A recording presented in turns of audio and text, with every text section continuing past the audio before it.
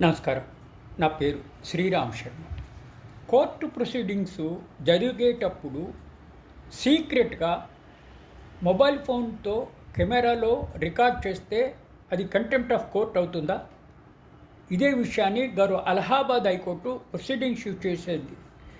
Allahabad high court proceedings జరిగేటప్పుడు mobile ఫోన్తో కెమెరాలో రికార్డ్ చేస్తూ ఉంటే కోర్టు దాన్ని గుర్తించి సదరు వ్యక్తికి కంటెంప్ట్ ఆఫ్ కోర్ట్ యాక్ట్ అనుసరించి నోటీస్ ఇవ్వడం జరిగింది. ఆ వ్యక్తి పేరు అమిత్ కుమార్. కోర్ట్ ప్రొసీడింగ్స్ అవుతూ ఉంటే సీక్రెట్గా ఎవరికీ తెలియకుండా తన మొబైల్ ఫోన్లో రికార్డ్ చేస్తూ ఉంటే కోర్టు దాన్ని గుర్తించి ఇట్లా నోటీస్ ఇవ్వడం జరిగింది కంటెంప్ట్ ఆఫ్ కోర్ట్ యాక్ట్ అనుసరించి. సదరు వ్యక్తి నోటీస్ ఇచ్చింది కోర్టు తన సమాధానం ఏంటో చెప్పమని 18/12/2025 లోపల. ఇట్లా కోర్టు ప్రొసీడింగ్స్ను కోర్టు అనుమతి లేకుండా సీక్రెట్గా మొబైల్ ఫోన్లో రికార్డ్ చేయడం కోర్టు దగ్గర అవుతుందని నోటీస్ ఇచ్చింది, ఎక్స్ప్లనేషన్ కాల్ఫర్ చేసింది సదరు high court single judge justice Kishan Pahal.